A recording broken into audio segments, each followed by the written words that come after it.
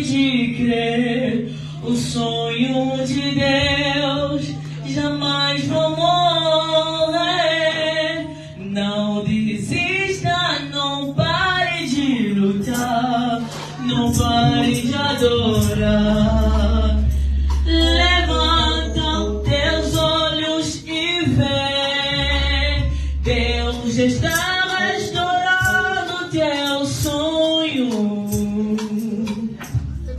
e a tua visão.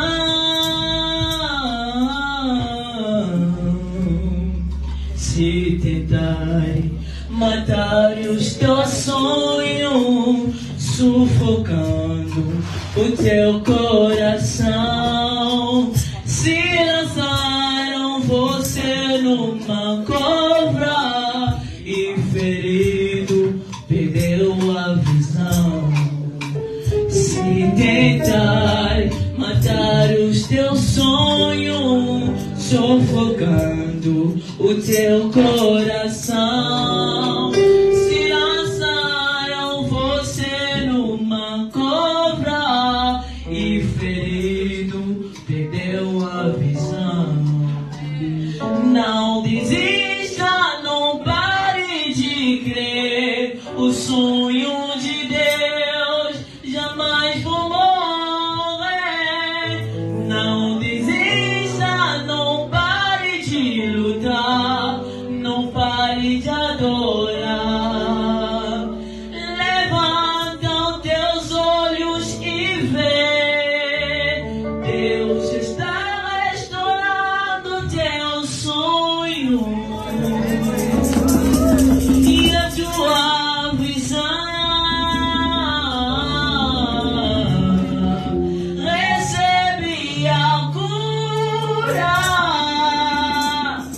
recebe a unção, poder de Deus, curar, curar. Recebe a cura, recebe a unção, ousa-te conquistar multiplicação. Não desista.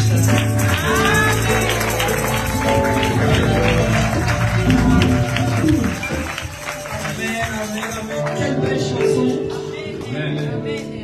Je connais vite fait les paroles de cette chanson, mais cette chanson parle que même si tes rêves ont des appris, il est capable de changer cette situation. Enfin, c'est comme ça que j'ai compris. Amen.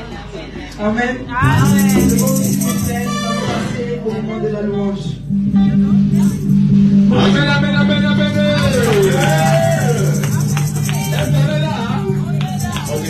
Elle ne peut pas cramer pendant une minute pour la gloire de Jésus.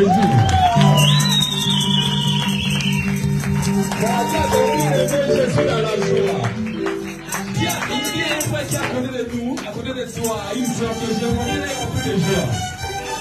Est-ce que ton cœur est rempli de joie?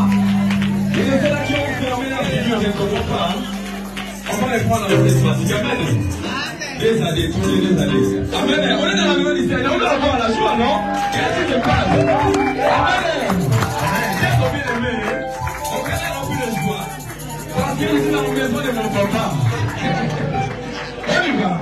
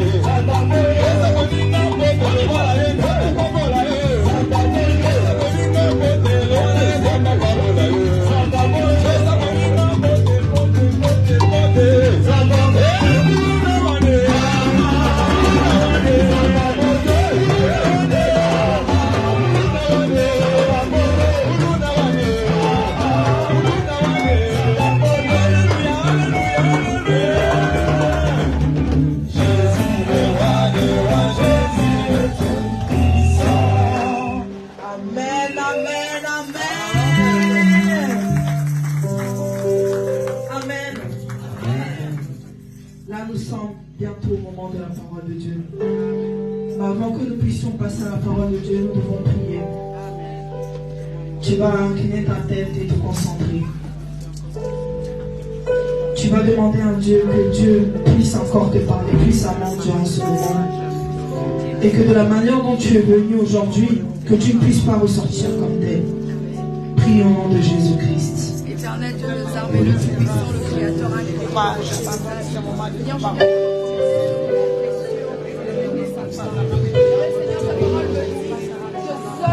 Seigneur, ta parole est bien, tout passera.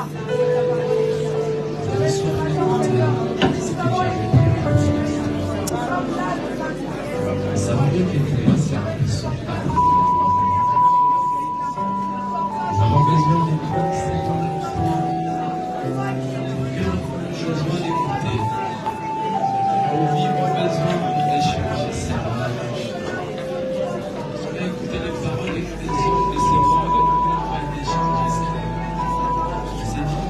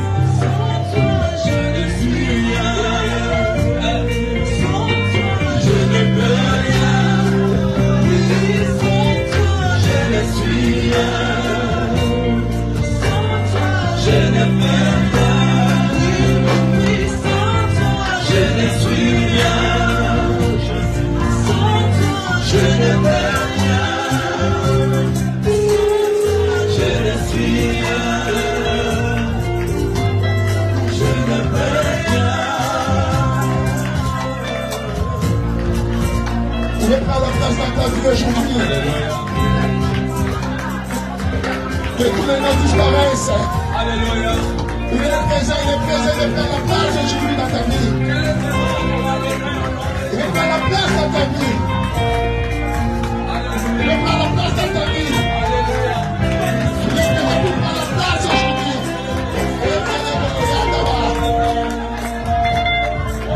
Il est présent pour faire la place dans ta vie.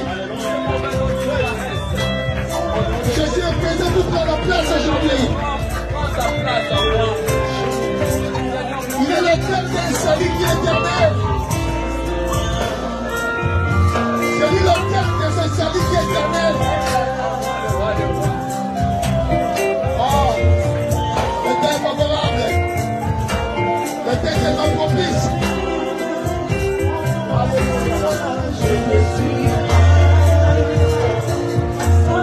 Je ne peux rien. Sans toi, je ne peux rien. Je ne suis rien. Je ne peux rien. Je ne suis rien. Sans toi, je ne peux rien.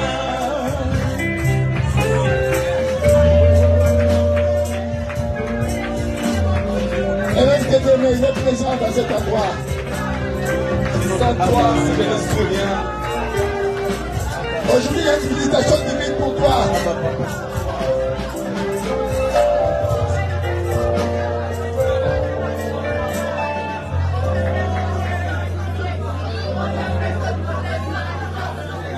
Il veut changer l'ordre qui a été établi par ta famille.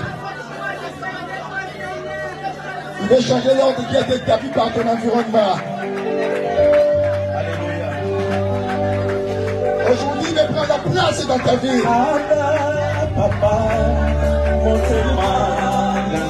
Il est là pour changer.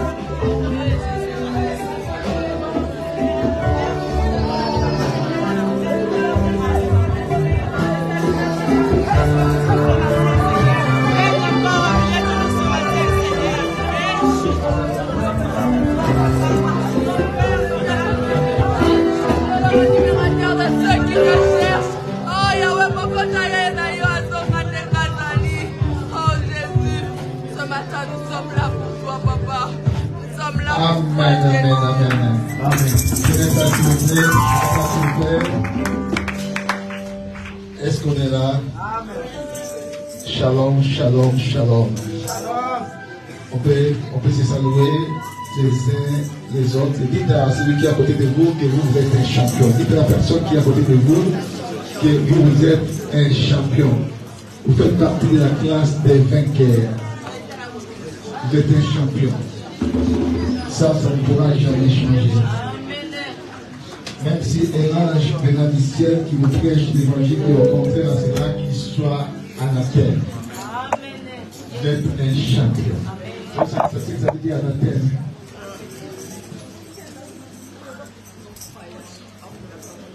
Alors, dit que Allah qui l'a demandé. Shalom. Nous parlons d'un thème qui est prépondérant. On ne prêche pas aujourd'hui la bénédiction, on prêche des choses qui nous ramènera, qui vont nous préparer pour accéder dans les royaumes de Dieu. Amen. J'avais commencé ce séminaire le dimanche dernier, le mercredi on était là, le vendredi aussi. Dommage que le vendredi on n'était pas si nombreux, mais ça ne peut pas nous empêcher de parler de Christ. Amen. Vous savez, même si il y a un seul sauvé, le Seigneur est capable de recréer encore des habitants pour qu'ils soient avec lui. Amen. Il est capable de tout. Même si le monde, même si vous ne voulez pas l'acclamer, il est capable de transformer des pierres en devenant des hommes pour l'acclamer. Il est capable de ça. Donc quand on se retire de Dieu, c'est nous qui sommes des perdants, ce n'est pas Dieu. J'aime ce qu'Asaph dit, m'approcher de mon Dieu, c'est pour mon bien. Amen. Amen.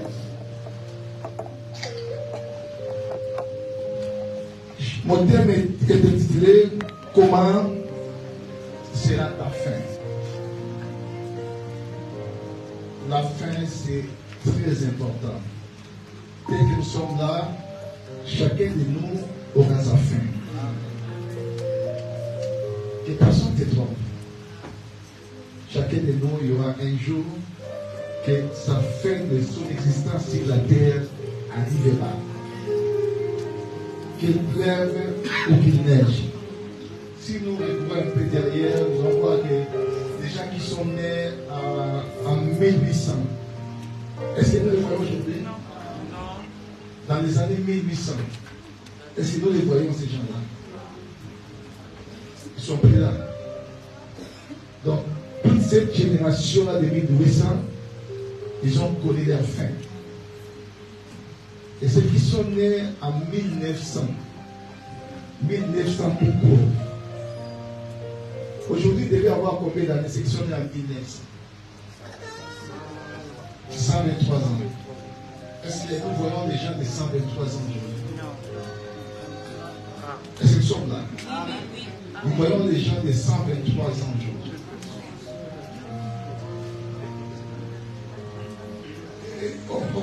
On pourra dire qu'il y a seulement une poignée de ces gens-là qui sont en vie.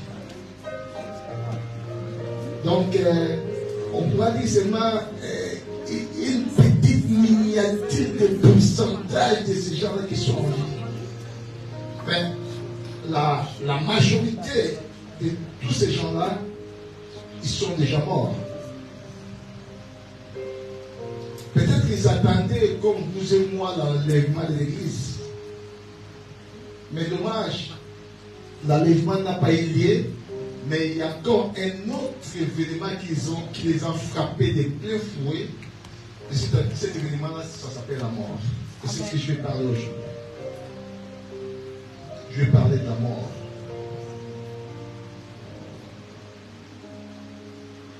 Vous savez, j'aime ce qu'Ecclésiaste dit. Vaut mieux d'aller dans une maison de deuil que d'aller dans une maison de festin. Car c'est là où est la fin de tout homme. Et celui qui vit met la chose à guerre. Vaut mieux d'aller dans une maison de deuil que d'aller dans une maison de festin. Car c'est là la fin de tout homme. Je sais encore ce qu'il dit Job. Il dit, je sais que toi tu me mènes à la mort. Et c'est le rendez-vous de tous les vivants. Vous savez, quand il y a un cas de décès, aujourd'hui les gens oublient. Ils ont du mal à discerner leur voix. Les gens croient que non, cette personne-là qui est décédée, peut-être il est décédé à cause des péchés, ou il est inutile, que nous qui sommes des vivants, nous sommes plus importants que la personne. Parce que c'était son jour. Vous savez, l'amour frappe tout le monde. L'amour frappe les pasteurs. L'amour frappe les présidents. L'amour frappe les multimilliardaires. L'amour frappe les pauvres. L'amour frappe les esclaves. L'amour frappe les libres. L'amour frappe toutes les catégories des gens sur la terre. Elle n'a pas la distinction des gens. Les jours-là, si c'était ton jour bien-aimé, qu'il pleuve, qu'il neige, cet esprit-là qu'on appelle la mort, il viendra et il va te ravir la vie. La mort est définie comme étant la fin de notre vie. Les Grecs appellent cela l'esco, qui veut dire tout simplement c'est la séparation avec Dieu.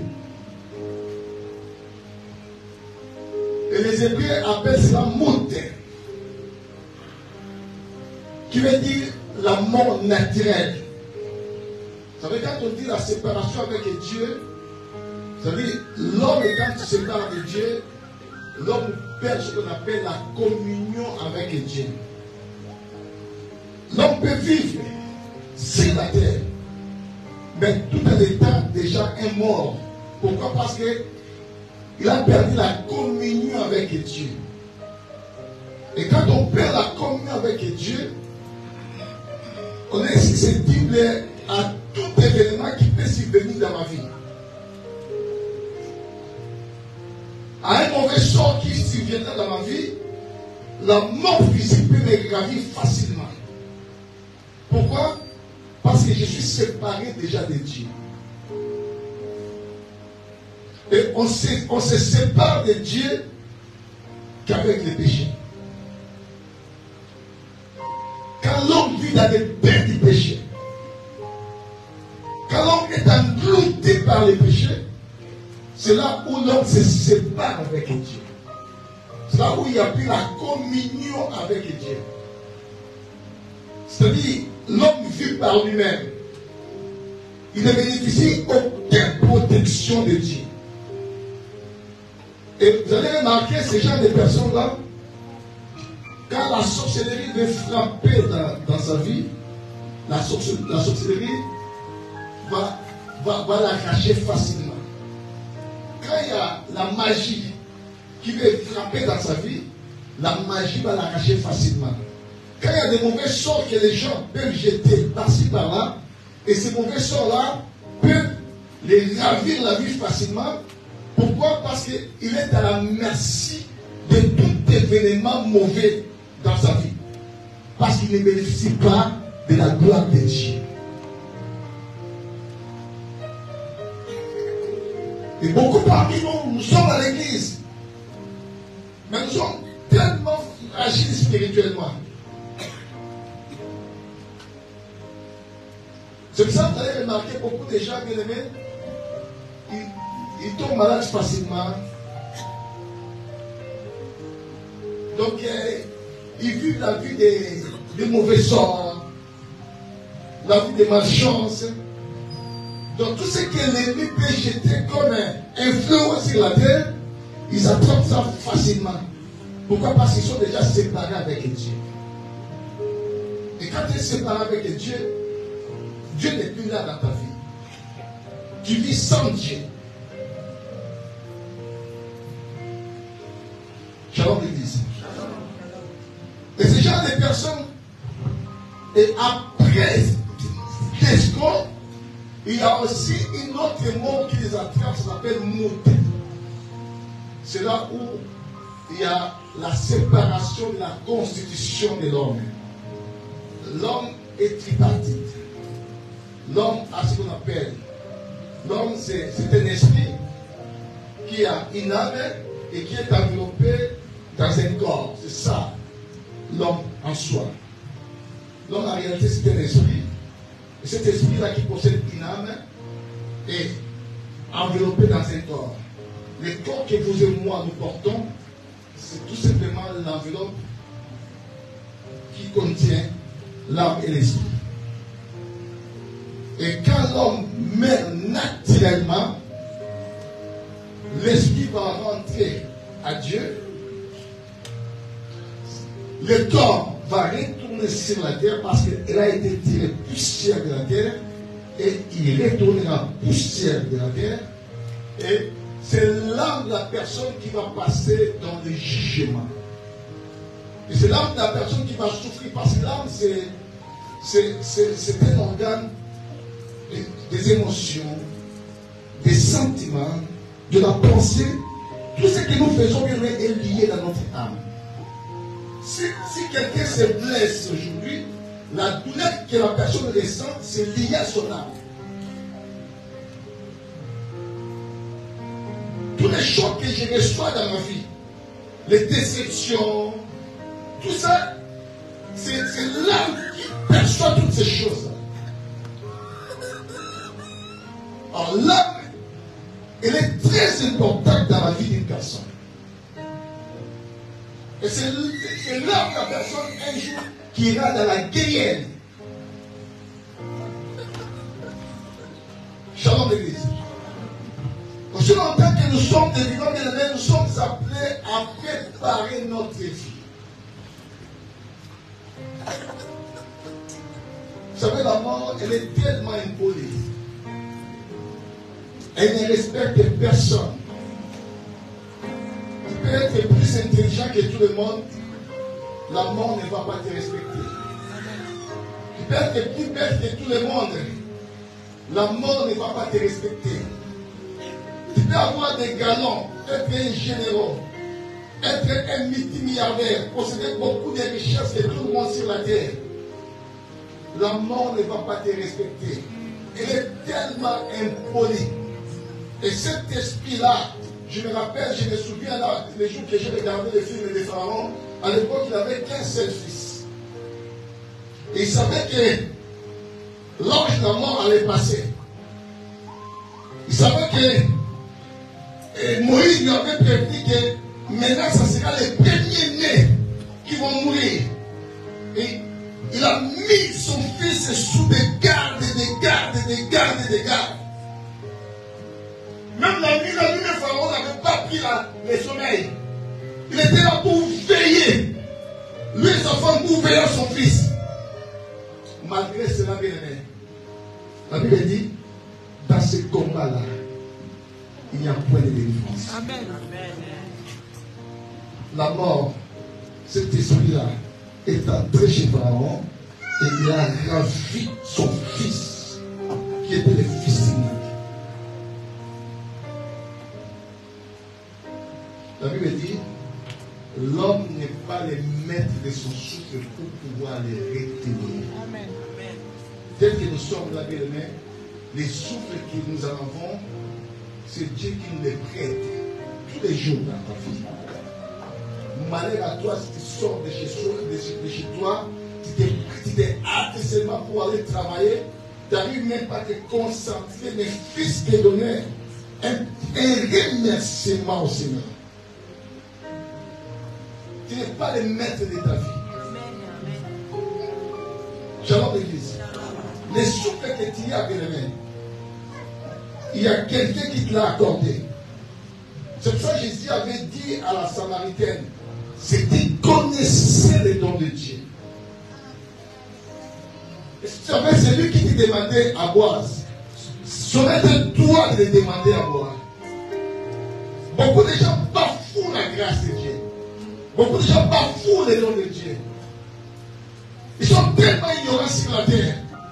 Les gens pensent que non, si aujourd'hui j'ai ma bagnole, si aujourd'hui j'ai ma maison, si aujourd'hui j'ai ma petite semoule, j'ai mon petit salaire de 1500, 1000, 1000, 2000, 3000, 4000, c'est fini. Le monde, je le tiens entre mes mains. Avant toi, il y a des gens qui se croyaient avoir le monde sur leurs mains. Mais le monde est tellement lourd, bien aimé. Il y aura un jour, tu ne les supporteras pas. Tu seras obligé de les lâcher. Nous devons préparer nos vies pendant que nous sommes sur la terre. Regardez, je vois des bancs vides. En réalité, les dimanches, je ne pouvais pas voir des bancs vides. Parce que beaucoup de gens, ils ont tellement d'autres pensées. Pour donner à Dieu ne fût-ce que 1 heure, ne fût-ce que 2 heures, ne fût-ce que 3 heures. Non. À quoi sert aujourd'hui? Tu reçois beaucoup de millions aujourd'hui. À cette heure-ci, tu reçois beaucoup de millions. Et à 20 heures, tu meurs, tu vas en enfer. À quoi ça va te servir?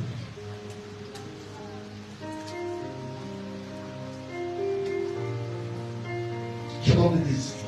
Si ce n'est pas ça, si l'argent paye la mort, les hommes fortunés, les multimilliardaires n'allaient pas mourir. Une fois l'extending n'est pas comme les nôtres. Il y a d'autres qui vivent dans des maisons médicalisées, cherchant à se protéger des maladies, des microbes, des virus, des bactéries. Mais malgré ça, malgré cherchant à se protéger des microbes, des bactéries, tout ça, mais quand la mort, cet esprit-là, veut venir chez toi, bien aimé, il est tellement impoli. Il n'a pas même besoin de frapper à ta porte. Il va entrer, il va te ravir la vie. Amen.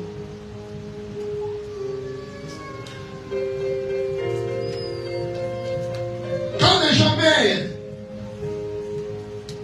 il y a 2 lieux où les gens partent. Les personnes te trompent qu'il y a 3 lieux. Non. Je pense que j'étais catholique. Dans le catholicisme, on nous a parlé du purgatoire, ça n'existe pas. Là où les gens qui ont fait peu du bien, peu du mal, ils peuvent aller, ça n'existe pas. Il y a que 2 lieux. Le premier lieu, ça s'appelle le lieu de tourment. Là où les gens qui sont morts sans le Seigneur Jésus, je pèse bien mes mots, sans le Seigneur Jésus. Là où les gens qui sont morts dans l'iniquité. Parce qu'il y a parmi nous qui disent que j'ai le Seigneur, mais ils vivent la vie du péché. Ils avalent le péché comme si c'était de l'eau. Bien que tu es dans cet ensemble, si la mort vient te frapper dans cet état du péché, bien aimé, tu iras dans le lieu qu'on appelle le lieu de tourment. Dans le langage mondain, on parle de cela, de l'enfer. Parce que j'ai parcouru la Bible et j'ai pas vu là où c'est écrit enfer. Jean l'église. Ça s'appelle l'enfer. Les Grecs appellent cela Hadès. Les Hébreux appellent cela Sheol. C'est dans les endroits les plus inférieurs de la terre. Là où il y a les faits. En attendant la résurrection pour les jugements derniers. Ceux qui meurent dans les péchés, ils seront là jour et nuit, tourmentés, en attendant les jugements derniers, pour être jetés encore dans les temps ardents du feu. Ils sont déjà dans les tourments, ils attendent encore un grand tourment pour vivre éternellement. Dieu a mis à l'homme la pensée de l'éternité. L'homme en soi est éternel. Il y a de ceux-là qui vivront éternellement. Ils passeront leur éternité en enfer, dans les temps ardents du feu. Et il y a de ceux-là qui passeront leur éternité avec le Seigneur Jésus-Christ. Dans une belle cité qui apparaîtra du ciel, qu'on appelle la Nouvelle Jérusalem. Shalom l'église. Mais tout cela, bien aimé, aujourd'hui, Dieu est décideur de ta vie. Vous savez, entrer dans le royaume de Dieu, ce n'est pas du bâton magique. Non. Ce n'est pas un coup de chance. Non. Tu peux réussir dans un examen avec la chance. Tu peux avoir de l'argent avec la chance. Tu peux être pistonné par des gens et avoir un poste dans une grande société. Mais bien aimé, accéder au paradis, accéder à la Nouvelle Jérusalem. Là, ça ne demande pas la chance. C'est un choix que les hommes doivent faire quand ils sont sur la terre.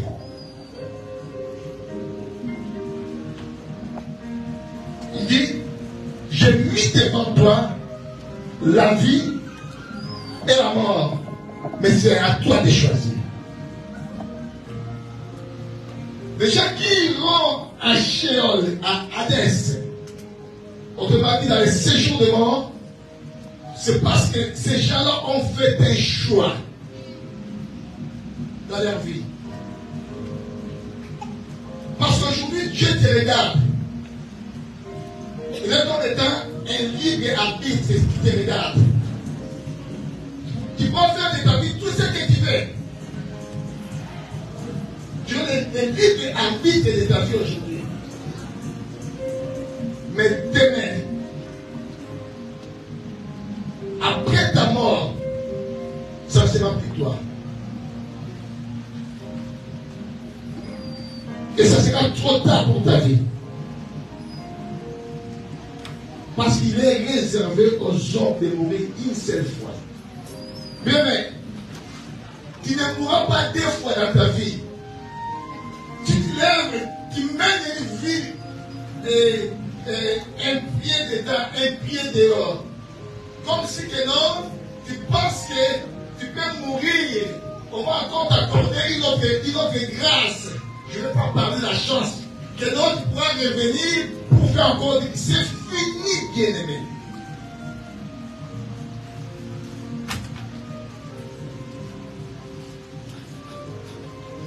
Dès que tu meurs, c'est fini. Et maintenant, tu vas rendre des comptes par rapport à tes actes, à tes œuvres sous le soleil.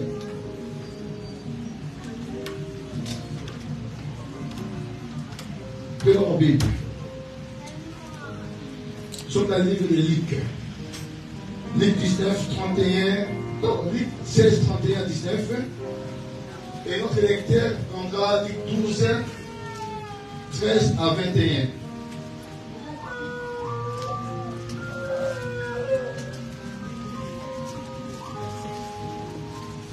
Et enfin, notre lecteur va prendre Apocalypse 14, verset 13.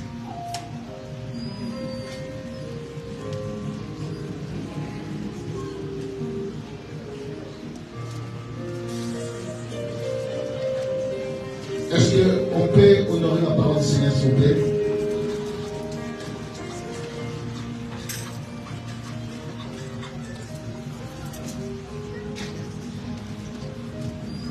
y êtes?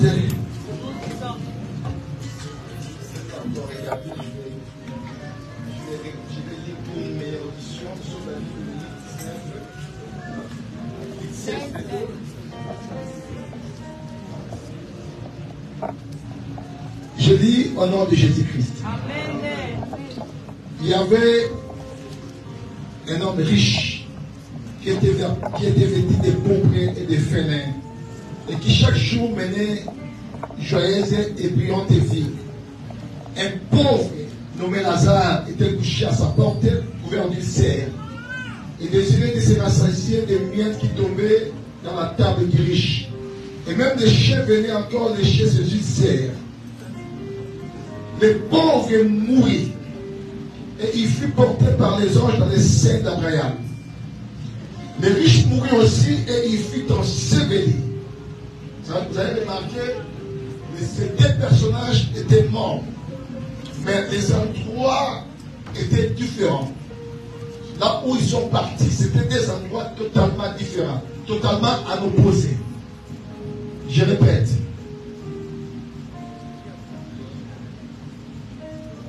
Les pauvres, écoutez-moi bien, les pauvres mourut, et il fut porté par les anges dans les seins d'Abraham. Les riches mourut aussi, et il fut enseveli.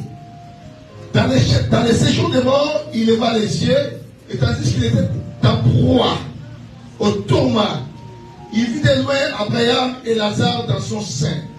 Il s'écria: Père Abraham, aie pitié de moi, et envoie Lazare pour qu'il trempe les bouts de son doigt dans l'eau et me rafraîchisse la langue, car je souffre cruellement dans cette flamme. Waouh!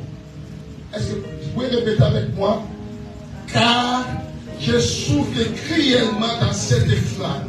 Répétez cela. Car je souffre cruellement dans cette flamme.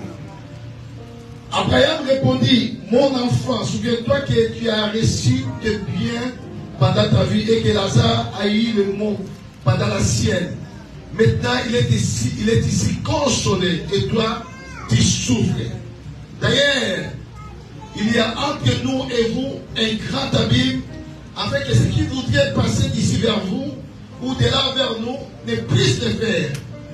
Le riche dit: Je te prie donc, Père Abraham, d'envoyer Lazare dans la maison de mon père, car je sais que frère. C'est pour qu'il les atteste de ces choses, afin qu'ils ne viennent pas aussi dans ces lieux de tourment. Wow. C'est dur ça. Abraham répondit: Ils ont Moïse et les prophètes, qu'ils écoutent. Et si, et il dit: Non, Père, Abraham, ils ont Moïse et les prophètes qu'ils écoutent.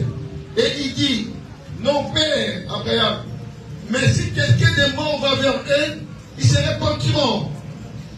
Et Abraham lui dit: S'ils n'écoutent pas Moïse et les prophètes, ils ne se laisseront pas persuader, même si quelqu'un des morts ressuscité. C'est la parole du Seigneur. Amen. Je vais dire, je suis maintenant dans le livre de Luc. Toujours dans Luc. Luc 12, du 13e verset. Non, je vais commencer au 13e verset jusqu'à 21. Quelqu'un dit à Jésus, du milieu de la foule: Maître, dis à mon frère de partager avec moi notre héritage. Jésus lui répondit: Oh, homme, qui m'a établi pour être votre juge, ou pour faire vos partages. Puis il leur dit: Gardez-vous avec soin de toute avarice, car la vie d'un homme ne dépend pas de ses biens, c'est riche dans l'abondance. Et il leur dit cette parabole. Vous savez, quand on parle d'une parabole, c'est tout simplement une réalité des choses spirituelles comparées à celles qui sont naturelles, qui sont terrestres. C'est ça qu'on appelle une parabole.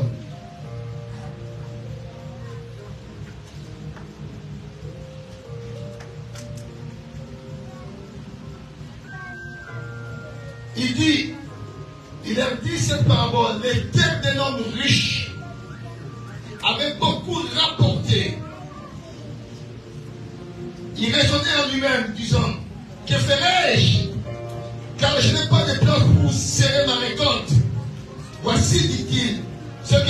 greniers. J'abattrai mes greniers et j'en bâtirai de plus grands. J'y amasserai toute ma récolte et tous mes biens. Et je dirai à mon âme, tu as beaucoup de biens en réserve pour plusieurs années. Repose-toi, mange, bois et réjouis-toi. Mais Dieu lui dit, insensé, c'est lui-même ton âme te sera redemandée. Et ce que tu as préparé pour qui sera agi. Il en est ainsi de celui qui amasse des trésors pour lui-même et qui n'est pas riche pour Dieu. C'est la parole du Seigneur. Amen. Nous sommes maintenant dans Apocalypse 14, verset 13.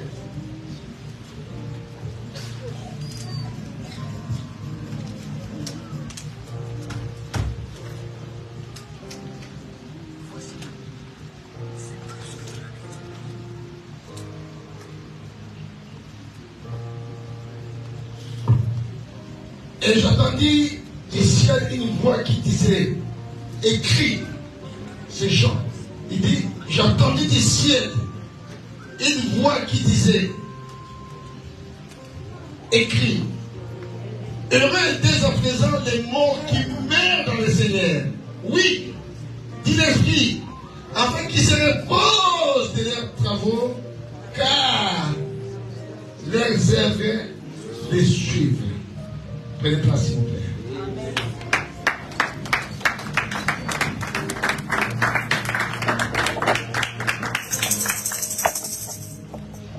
Vous savez, tel que nous sommes là, nous avons nos ambitions, nous avons nos envies, nous avons nos projets, nous avons nos préoccupations, nous avons nos soucis. Nous cherchons à tout prix à avoir la chose X, la chose Y. Certes, c'est de notre nature à l'état énorme. Mais bien aimé, en parcourant avoir toutes ces choses-là, des fois, nous oublions qu'il y a un événement qui peut nous surprendre avant même que nous puissions en avoir toutes ces choses-là. Et cet événement-là qui peut nous surprendre en cours de route, dans nos projets, dans nos envies, dans nos échecs, dans nos richesses, dans nos blocages. Cet événement-là, ça s'appelle la mort. Amen. Shalom l'Église. Comme je viens de le dire, la mort, elle est impolie. Elle ne respecte personne. Elle vient frapper la vie d'une personne pendant ses projets. Elle vient frapper la vie d'une personne pendant ses richesses, pendant sa jouissance, pendant sa tristesse, pendant ses malheurs, pendant son abondance. Elle vient et elle ravit la vie d'une personne. Elle est comme ça. Mais ce qui est important, bien aimé, pendant que je me réjouis, pendant que je pleure, pendant que je suis en train de vivre dans les as, pendant que je suis dans la disette, je dois me préparer aussi en conséquence. Parce que, malgré cela, il y a un événement qui peut me surprendre. Et il faudra que cet événement-là, quand il me s'y prenne, qu'il me s'y prenne dans le Seigneur. Quand je dis dans le Seigneur, c'est-à-dire sans péché. Malheur à toi, c'est cet événement-là, un jour qu'il vient te s'y prendre dans le bain du péché. Ça sera le malheur pour toi. Je parlais de 3 catégories de personnes. La première catégorie que j'avais parlé, c'était des gens qui commencent leur vie dans de mauvaises choses. Mais ce qui est déplorable, ces gens-là, ils ont commencé par de mauvaises choses, ils finissent aussi leur vie par de mauvaises choses. C'est-à-dire, durant tout au long de leur parcours sous le soleil, ils n'ont pas pu eu le temps de se repentir, d'abandonner le mal et d'embrasser le bien. Vous avez remarqué, tous ces gens-là, la mort les a surpris par de mauvaises choses et aujourd'hui, ils sont dans les lieux de tourment, là où il y a des plaies et des grincements dedans. C'est trop tard. La deuxième catégorie des gens que j'avais parlé, des gens qui ont commencé leur vie par des bonnes choses, des bonnes œuvres. de bienfaisant. Mais ce qui est déplorable dans ces gens-là, au lieu d'en finir leur vie par des bonnes œuvres comme ils ont commencé, mais ils ont fini leur vie par des mauvaises choses. Et la mort vient de se prendre en commettant des mauvaises choses. Comme Dieu aime la fin d'une chose que son commencement, comme leur fin a été catastrophique, et ces gens de personnes-là, aujourd'hui, ils sont en enfer dans les lieux de tourment. Malgré ce qu'ils ont fait avant. Parce que Dieu aime la fin. Dieu compte la fin. Dieu ne compte pas les débits. Pour Dieu, ce qui intéresse, c'est la fin. C'est pourquoi vous allez remarquer, dans Luc 23, 43, quand les piqueurs, les malfaiteurs, quand il s'est répandu, dans quelques poussières pour qu'il puisse rendre son âme, ils étaient à terre. L'autre, la Bible dit, il a injurié Jésus. Et ils disent, mais toi qui se disais fils de Dieu, sauve-toi. Il s'est moqué de Jésus. Sauve-toi toi-même et sauve-nous. Mais l'autre, la Bible dit, il réprimait, il dit, non, mais non. Mais qu'est-ce que toi tu dis? Mais nous, ce que nous souffrons aujourd'hui, nous les méritons. Mais lui là, il ne mérite rien. Lui là, il n'a rien fait du mal. Il est en train de subir que des conséquences, mais il n'a rien fait du mal. Et il dit, Seigneur, souviens-toi de moi quand il reviendra dans ton royaume. Et la Bible dit, Jésus le premier dit, aujourd'hui même, tu seras avec moi dans le paradis. Bon, les deuxièmes liés, quand les gens meurent dans le Seigneur, automatiquement, il y a des anges. Nous voyons qu'une personne est établie par terre, mais dans le monde des esprits, les anges ils viennent, ils prennent cette personne-là, ils les ramènent dans un endroit qu'on appelle les saints d'Abraham, ou autrement dit le paradis. Cet endroit-là, ces hommes-là, ces gens-là vont y rester dans la jouissance en attendant la résurrection des morts. Shalom l'église. Et c'est à toi de décider.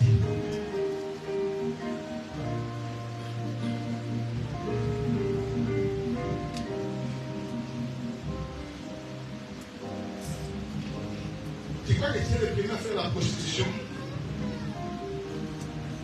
Quand la Bible a parlé de la prostitution, il a parlé des Rahab, la prostituée. Elle était prostituée, mais elle a fini sa vie en bonté. Donc on parle de cette femme-là. Tu crois que ta vie, tu vas le finir en escroquant les gens? Tu peux escroquer autant de gens que tu voudras. Mais le jour que cet événement-là viendra te ravir, quand il va te raconter dans l'escroquerie, ça sera trop tard pour ta vie. Jusqu'à quand tu continueras à être un méchant homme, une méchante femme. Jusqu'à quand tu continueras à être un hypocrite.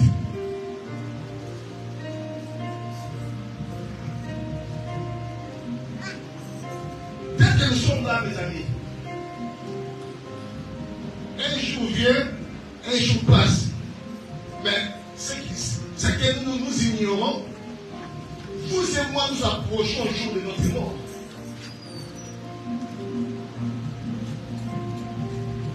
Et quand nous approchons au jour de notre mort, vous et moi nous avons des projets. Vous et moi nous avons des titres. Parmi nous il y a des mamans. Parmi nous il y a des papas. Parmi nous il y a des enfants. Parmi nous, il y a des grands-parents. Mais le monde ne respecte pas tous ces titres-là. Le monde peut te frapper à 15 ans. Si à 15 ans, il y a des gens, des enfants qui se répandent, et si toi, à 15 ans, tu ne te répands pas, si la mort vient te frapper à cet âge-là, tu vas en enfer. Parce que Dieu ne va pas te dire parce que tu es un enfant, non. S'il y avait déjà un enfant de 12 ans que Dieu avait appelé Jérémie, à cette époque-là, il en avait de 12 ans. Je lui dis, ne dis pas que tu es un enfant. dire, quand tu meurs même à bas âge, tu meurs dans les péchés, tu vas l'enfer.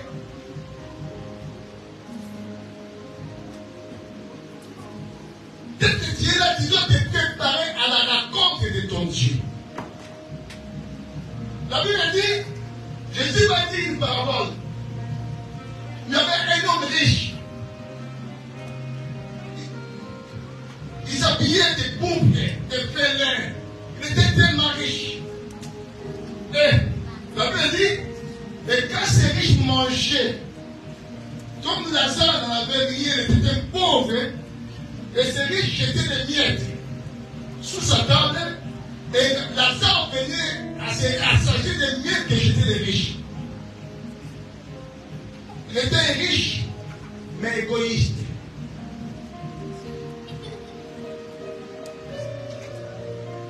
Lazare venait à lécher, venait à manger les miettes qui tombaient. La Bible dit, pourquoi même les chiens venaient, comme son corps était couvert de cerf, il était couvert de plaies partout. Il se bagarrait des petites miettes là avec les chiens, et les chiens venaient même à lécher ses cerfs. Quelle pauvreté! Mais en étant pauvre, cet homme-là craignait Dieu, respectait Dieu, marchait par rapport aux principes de Dieu.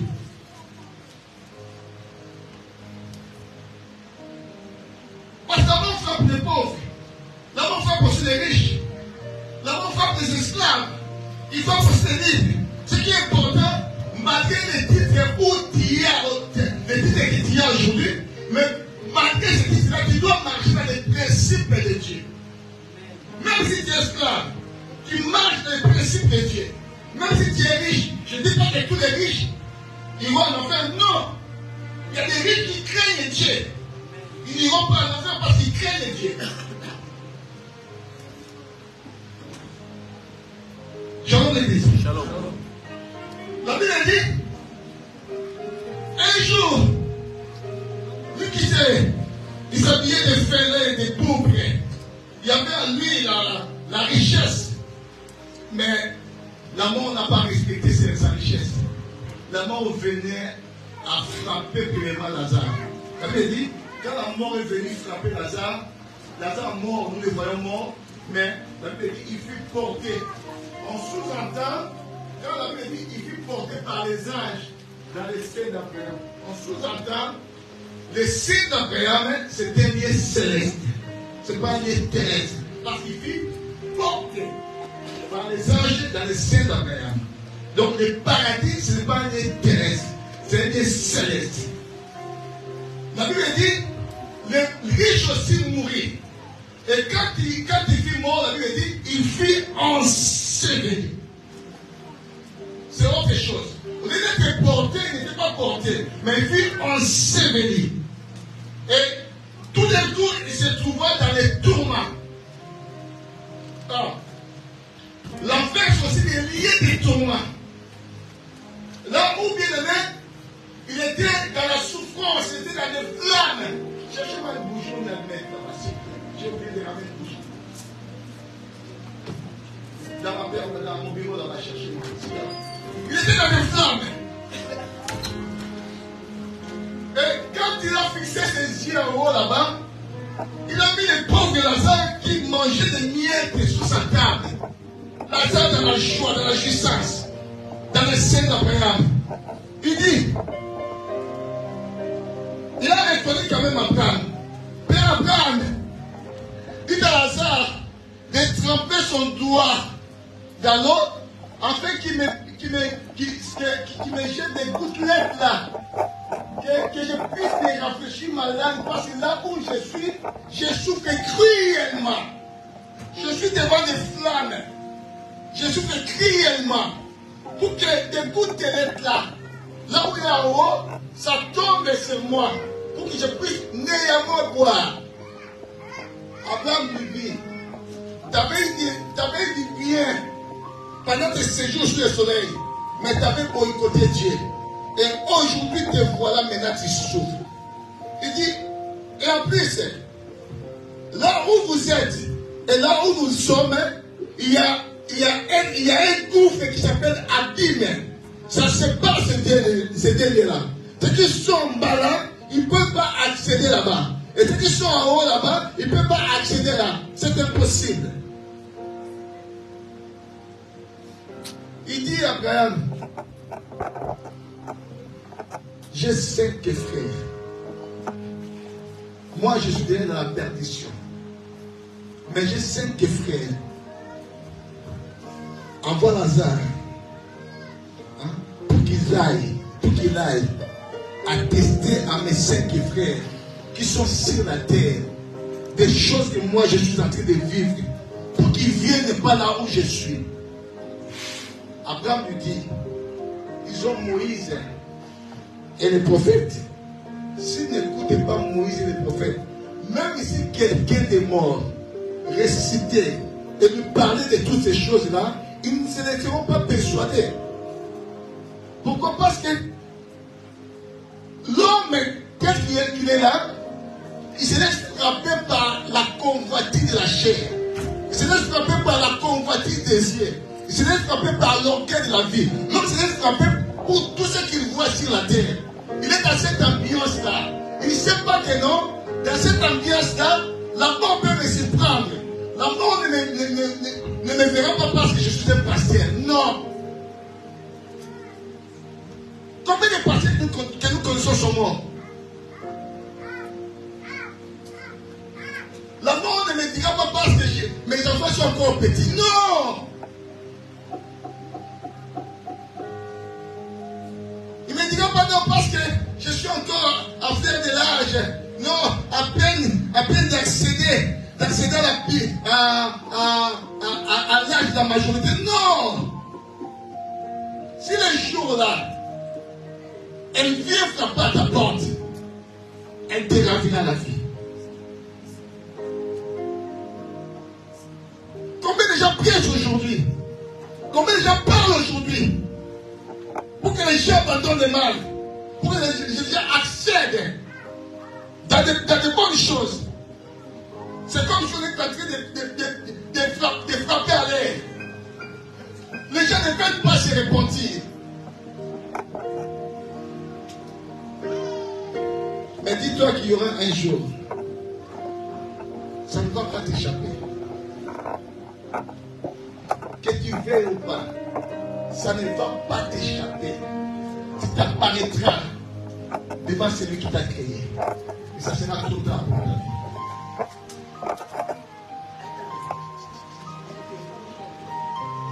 Il faut que comme je suis venu en France, j'ai laissé la famille au bled.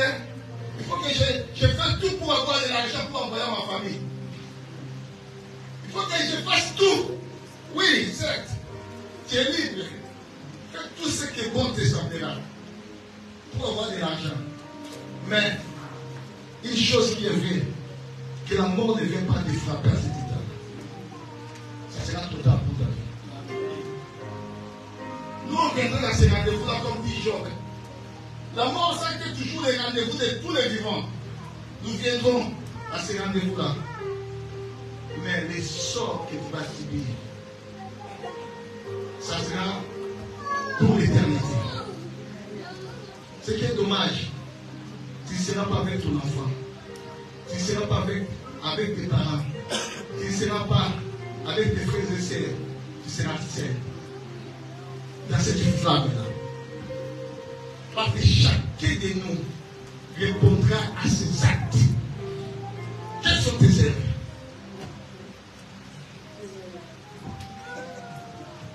Tu te connais toi-même. Quelles sont tes œuvres? Elles sont bonnes. Elles sont mauvaises. Il dit à comme parabole, la terre d'un homme riche avait beaucoup rapporté. Cet homme était déjà riche. Et sa terre avait encore beaucoup rapporté. Mais écoutez maintenant sa pensée. Il dit en lui-même, à tel point qu'il était devenu fort riche, il dit en lui-même, j'embarquais, là où il amassait ses trésors, là où il amassait ses biens, était devenu tellement petit. Mais il dit, j'embarquerai mes greniers et j'en bâtirai de plus grands. Là où il amassait ses biens. Et je vais mettre beaucoup d'argent, beaucoup de biens réserves. Comme nous avons des calculs nous tous. Je mettais beaucoup d'argent en réserve. Et maintenant je dirais à mon âme, réjouis-toi. Fais ce que te semble bon. Car tu as beaucoup d'argent pour vivre pendant beaucoup des années. C'était les calculs de cet homme-là. Mais la Bible dit, quand Dieu regarda, Dieu l'appela insensé. Il lui dit, aujourd'hui, ton âme te sera redemandée. Et avec quoi te réjouiras-tu? Et la même nuit, cet homme-là était mort.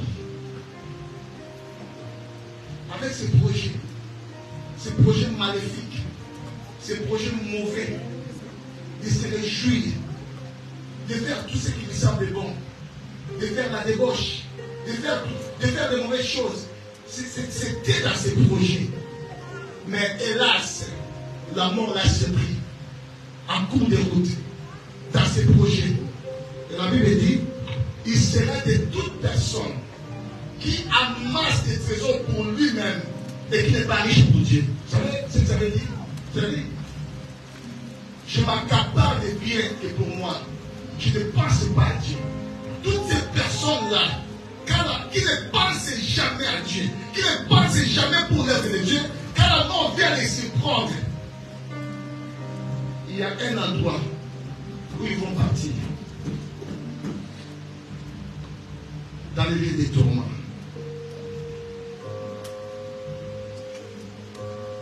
Jean dit, dès à présent, il a entendu une voix dans le ciel.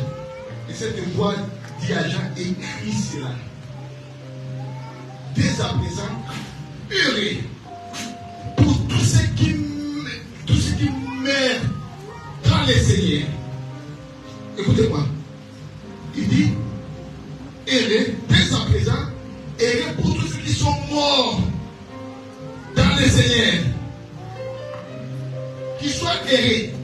L'Esprit dit qu'ils se réjouissent de leurs travaux. Car les œuvres les suivent. Ça veut dire qu'ils se réjouissent de leurs travaux. Quels sont tes travaux?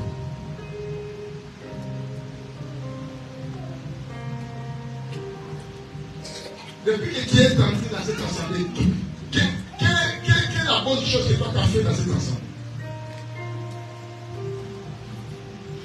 Tu es là qui pour colporter des choses, tu es là qui pour moucharder, tu es là qui pour critiquer. Donc, le rôle que toi tu exerces dans cette assemblée, c'est pour critiquer, c'est pour colporter, c'est pour moucharder, c'est pour envoûter, c'est pour ensorceler.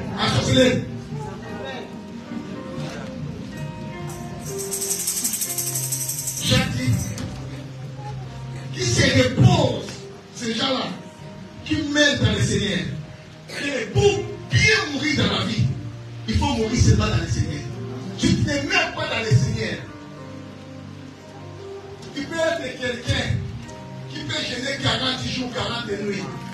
Si tu ne meurs pas dans le Seigneur, tu ne vas pas te réjouir. Il dit, je suis le chemin, la vie et la vérité. Personne ne peut accéder au Père sans passer par le Seigneur. Parce qu'il meurt dans le Seigneur. Quand le Seigneur vient de, si tu meurs sans le Seigneur, tu ne vas pas te réjouir. Shalom l'église. Quelles sont tes œuvres? L'homme peut te surprendre à chercher un mot de papier. Tu crois qu'il va dire que non? Cette personne-là, comme elle est venue récemment en France, il n'a pas encore de papier, et moi je vais l'attendre jusqu'à ce qu'elle ait des papiers. Tu te trompes. Tu vois, il va dire non, parce qu'il ne s'est pas encore marié, il n'a pas encore goûté le mariage, je vais l'attendre jusqu'à ce qu'il se marie. Tu te trompes. Parce qu'il n'a pas encore le diplôme de l'université, moi je vais l'attendre jusqu'à ce qu'il ait le diplôme de l'université. Ce sont tes calculs à toi. Les calculs, ce ne sont pas les calculs de Dieu. Amen. Amen. Amen. Il est déjà présent ceux qui meurent dans le Seigneur, qui se reposent de leurs travaux. Quels sont tes travaux?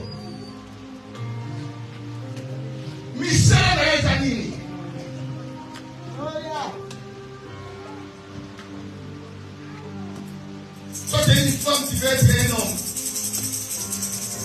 Toi, tu es un homme, tu vas être une femme. Ce sont les herbes là qui vont te suivre en enfer.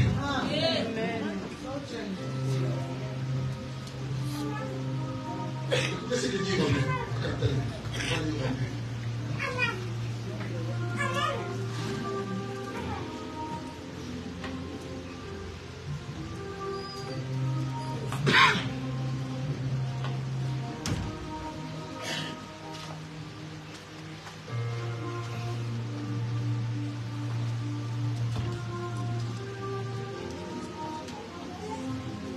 Nous commençons par Romains 1 à partir du verset 21. Je dis au nom de Jésus. Amen. Vous pouvez rester assis, s'il vous plaît. Car ayant connu Dieu et ils l'ont point glorifié comme Dieu et ne lui ont point rendu grâce, mais se sont égarés dans leurs pensées et leur cœur sans intelligence a été plongé dans les ténèbres. Se vantant d'être sages, ils sont devenus fous. Ces gens-là se vantant d'être sages, mais en réalité, ce sont devenus des fous. Ils ont changé la gloire de Dieu incorruptible en image représentant l'homme corruptible. Aujourd'hui, combien des églises ils pratiquent l'idolâtrie? Même il y a des hommes de Dieu aujourd'hui qui se permettent de faire des cultes et des personnalités. Qui deviennent des idoles pour que les gens viennent les idolâtrer. Je ne sais pas si j'ai bien dit. Viens les adorer. Tu as changé la gloire de Dieu à une image corruptible. Écoutez la lecture.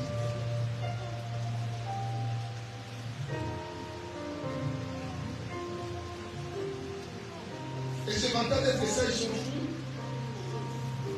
Et représentant l'homme corruptible, des oiseaux, des quadrupèdes et des reptiles. Aujourd'hui, nous voyons, il y a des églises au même des statues des anges. Des statues des anges. Mais c'est de l'idolâtrie. D'autres, ils ont des trucs, des chapelets, d'autres, ils ont des trucs pour prier avec. C'est de l'idolâtrie.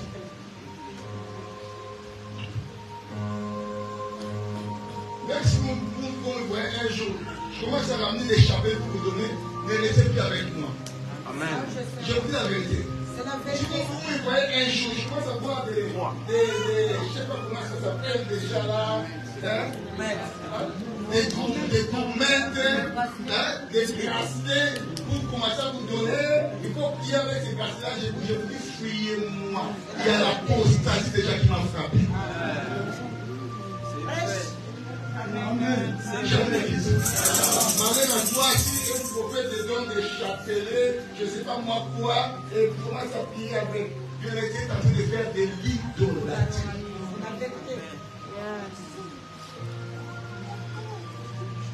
C'est pourquoi Dieu les a livrés à l'impureté. Bien, mais vous savez, les gens qui commettent des mal, Dieu lui-même les livre aussi à de mauvaises choses. Dieu lui-même aussi, comme ils sont devenus des fous, des bêtes, des animaux, et Dieu les livre encore à l'impureté. De commencer à commettre encore des délits et des délits. Dieu peut te livrer à de mauvaises choses quand ton cœur c'est entre l'orgueil et moi, toi, Dieu te livre encore.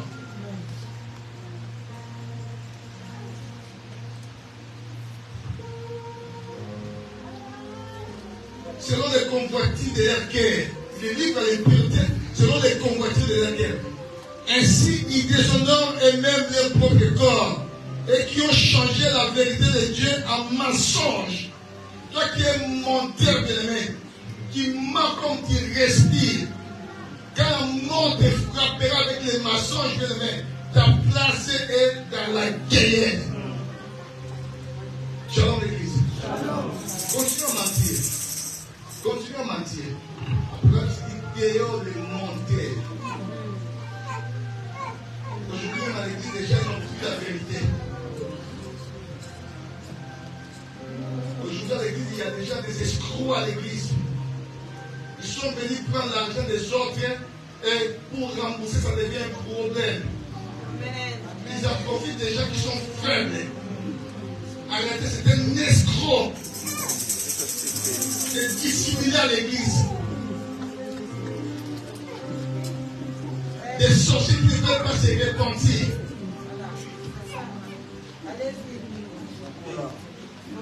Shalom l'église. Et pas toi, mon ami. Ce matin, nous n'avons pas beaucoup de temps. Mais tout le temps que Dieu te donne, c'est non pour ta repentance. Amen. Shalom l'église.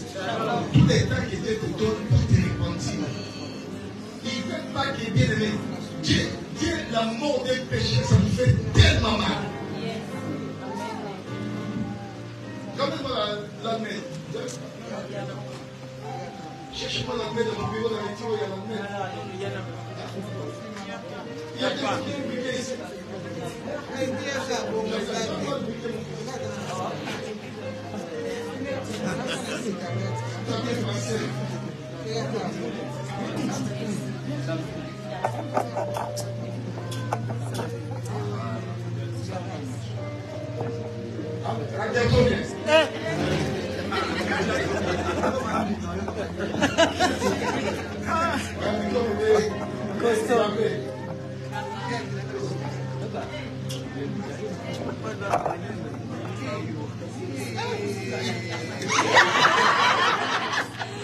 Vous avez vu, mes amis?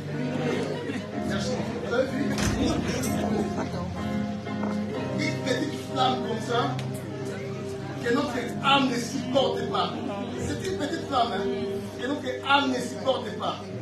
Mais bien aimé, et cette flamme-là, tu seras tourmenté jour et nuit éternellement. Bien aimé. Est-ce qu'il n'y a pas de ningalaphone ici? Il n'y a pas de ningalaphone ici. Aujourd'hui, il y a des ningalaphone, dommage. Il faut quelque chose des gens de l'extérieur. Les gens qui ne sont pas des ningalaphone, il faut qu'ils viennent. Shalom. Salon Indonga ni Molingi. Salon lobby. Après lobby. Comme ça, 10 garçons. 20, 30. La salle de Molingi. Pour ça, les rêves. On a fait un choix de la place. On a voir Moutakala.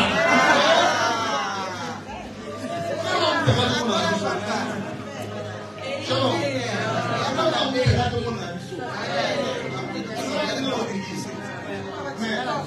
il faut que la mort ne t'attrape pas cette état-là. Ça sera des pleurs et des grincements.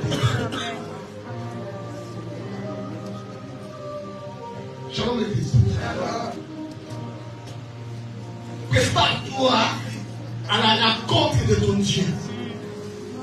Mais nous ne parlons pas des mythes ici. Nous parlons des choses qui sont véridiques. La vie chrétienne, ça se prépare. Ce n'est pas un bâton magique. Il faut te préparer en conséquence.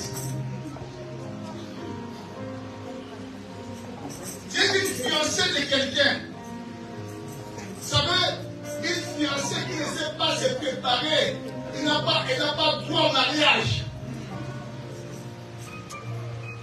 Mais Marie, quand elle viendrait prendre sa fiancée pour aller dans la fête de noces pour aller en mariage, il faudrait qu'elle puisse avoir de l'huile. Il faudrait qu'elle puisse avoir des lampes.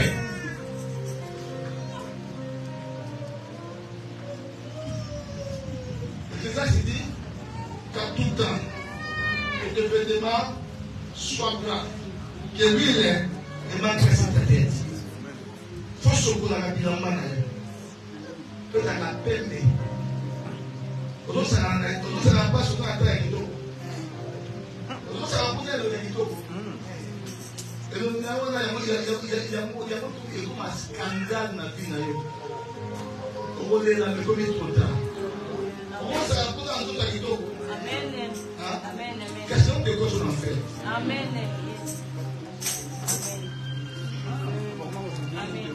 Galates 5. On va clôturer là. Galates 5, verset 19.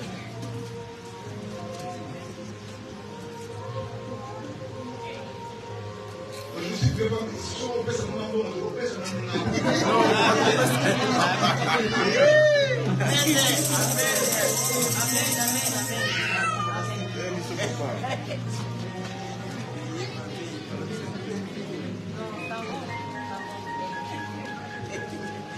Je ne suis pas toi qui m'a aidé à la passer.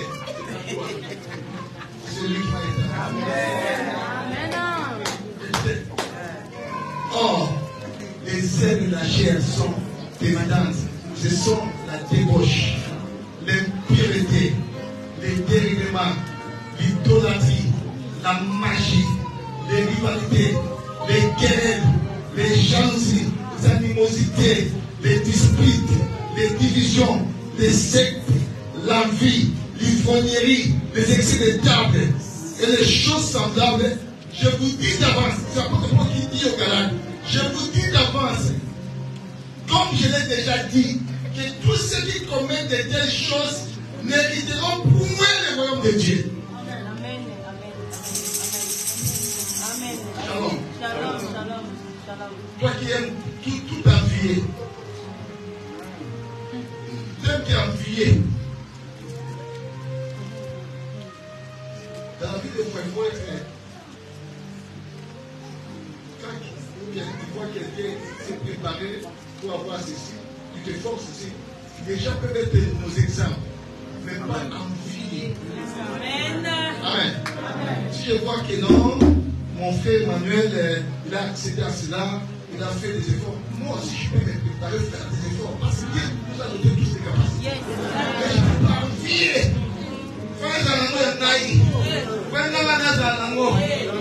Ça, c'est l'envie. Et Dieu n'aime pas. À bon entendeur.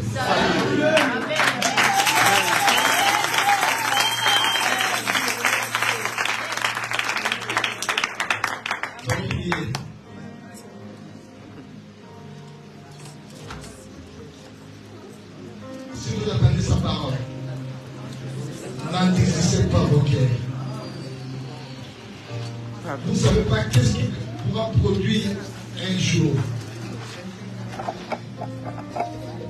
Voici pour toi les temps favorables. Voici pour toi les jours de salut. Ces jours-là, tes parents ne seront pas là. Ta femme, ton mari ne sera pas là. Tes enfants ne seront pas là. C'est à toi, par rapport à tes actes. Quels sont tes actes?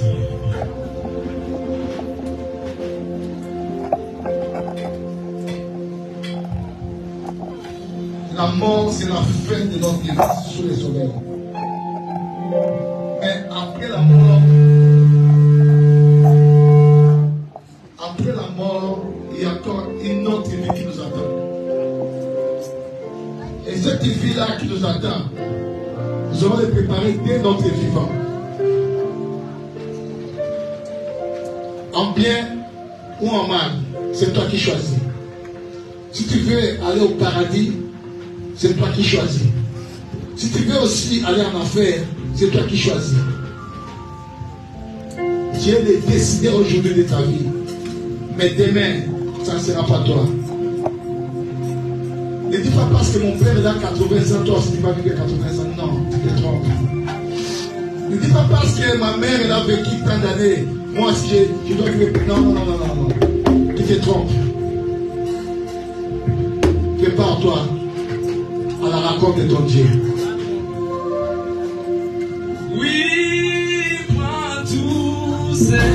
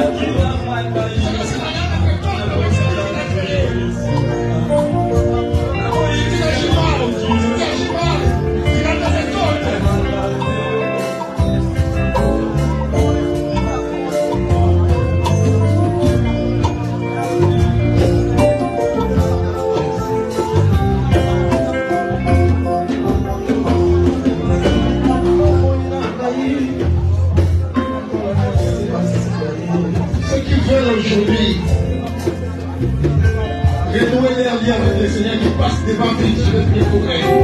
Ce qui fait renouer encore les liens avec le Seigneur. Ce qui fait renouer les liens avec le Seigneur. Je le mets à cœur. Ne pas devant.